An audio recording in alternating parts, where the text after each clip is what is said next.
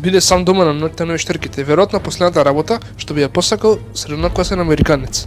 Денеска, нараторот искуси ситуација кога страшните приказни што се кажуваат за Халоуин ќе станат реалност. Јас сум Давид, а ова е втората епизода од Дали ти е страх?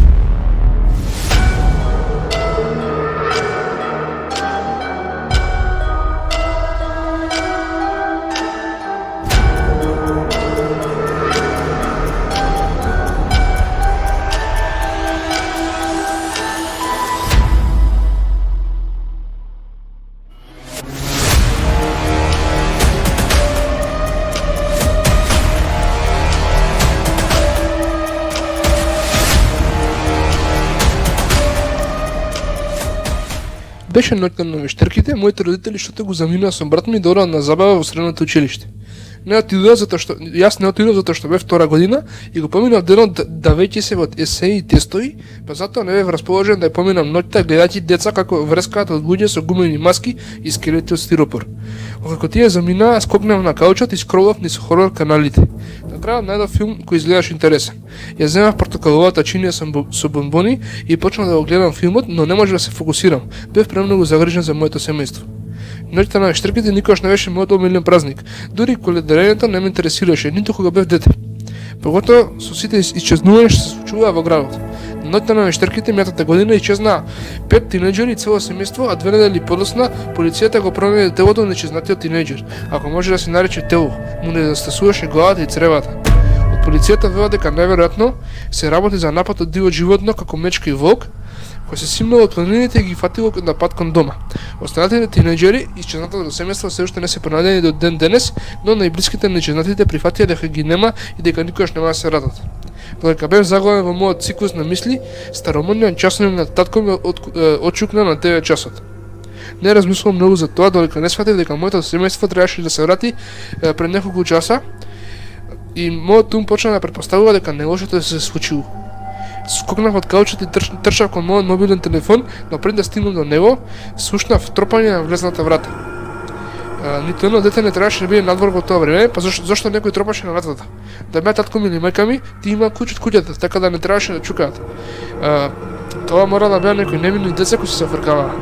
Тоа беше моето размислување, додека не дојде второто чукање, ги игнорирав сите мои инстинкти и реши да му се јавам татко ми со вртењето на првите 3 броја, се слушна силен тресок на вратата. Продолжи да вртам додека гласно брзо чукање не почна да удира вратата. Избезумено ги вртев останатите броеви.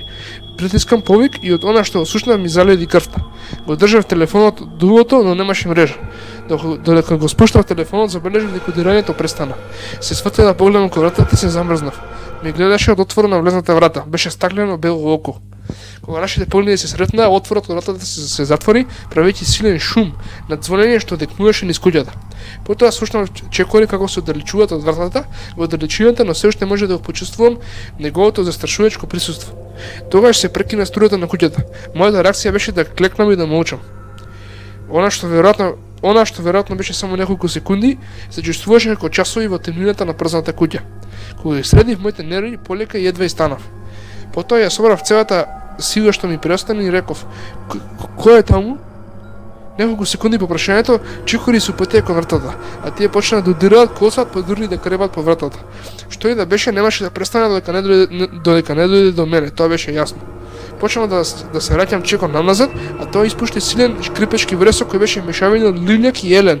Ниту едно човечко суштество не можеше да испушти толку страшна буча како таа. Вратата почна да пука и да се витка од силата на суштеството.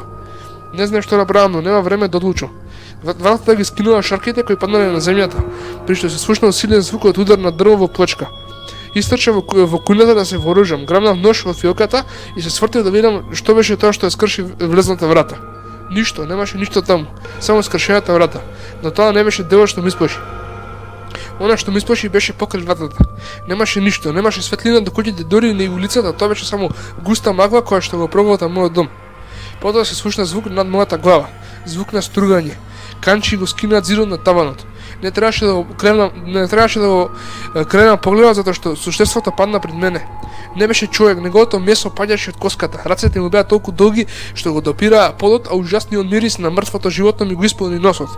Додека се борев да не повртам на гледката, забележав дека не ме гледаше, беше свртен нагоре и гледаше во свежо направените траги од канџи на таванот и се смешкаше со вистинска радост.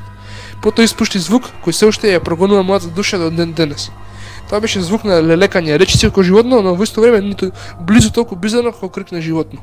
Се обидов да направам чекор на назад. Но со крцкањето на даската суштеството го спушти вратот надолу за да не погледне. Јас толку се испушив што паднав на назад. Кога удрив на земја, бучавата престани и го крена погледот. Сега може да го видам лицето. Черепот ми беше заветкан во гнило месо и темни вени. Повратив од комбинацијата на она што го гледав и мирисав.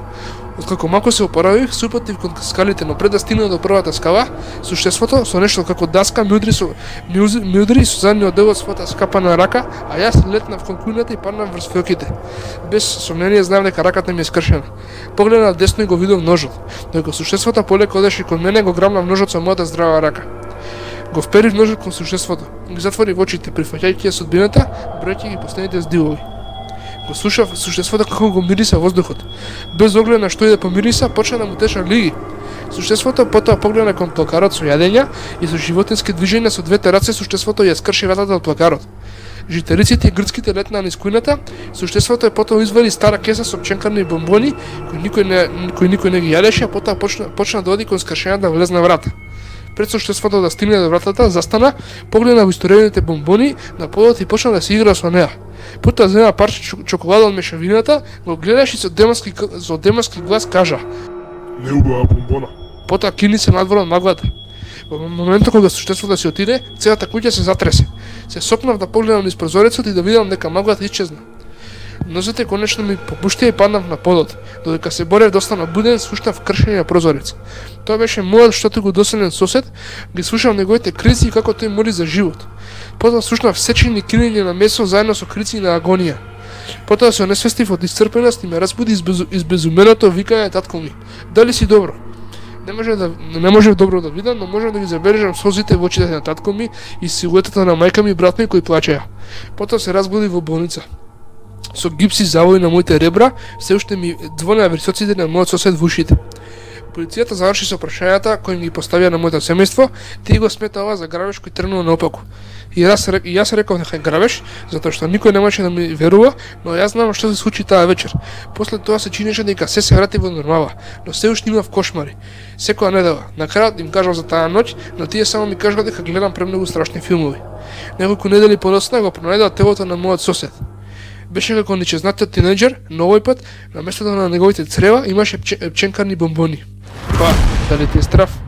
Звонарена халовинска приказна морам да признам, значи ова ти е она од нивни класични халовински приказни кога нели нараторот останува сам дома во вечерните часови и нели се плаши од тоа што можеби нели би му дошло, но за разлика од тие овој нели наратор, односно ова лично што го раскажуваше случајов, него навистина нешто му дошло на работа и тоа не е нешто толку како да речем, нели што и да било тоа суштество нели не било доволно заарно, но за среќа на овој наратор него ништо не му се случило, значи суштеството не го убило, туку како што приметивте заради некоја бизарна причина тоа суштество само земало некои бомбони и си отишло. Значи целата таа врева, целата таа врева и сите тие пакости и стравови што нели тоа чудовиште ги нанело на нараторот биле само заради тие бомбони. Тој ја скрши вратата, нели почнал да лумпува во куќата. Како што раскажа нараторот тој бил преплашен, нели како и не би бил преплашен. Почнал нели да паѓа, па почнал дори да повраќа. Неговите нозе нели од страв му откажале, почнал да паѓа и нели не знам што и зашто ова чудовиште го направило тоа што го направило. Би можело да биде некоја врста на дух, нели. Како што можете да забележите, откако се отишло тоа чудовиште, нели, се вратило во нормала, односно нели од од гледната точка на овој наратор, откако си заминал училиштето, се вратило во нормала. Нели би можело и некој дух да биде што се преправа дека е вакво некој чудовиште, но нели како и во сите други вакви страшни приказни, нели причината останала непозната. Тоа е се што можеме да кажеме за оваа страшна приказна која што ја обработуваме во втора епизода на Далетиот страв. Во вторник излега третата епизода, до тогаш, чао.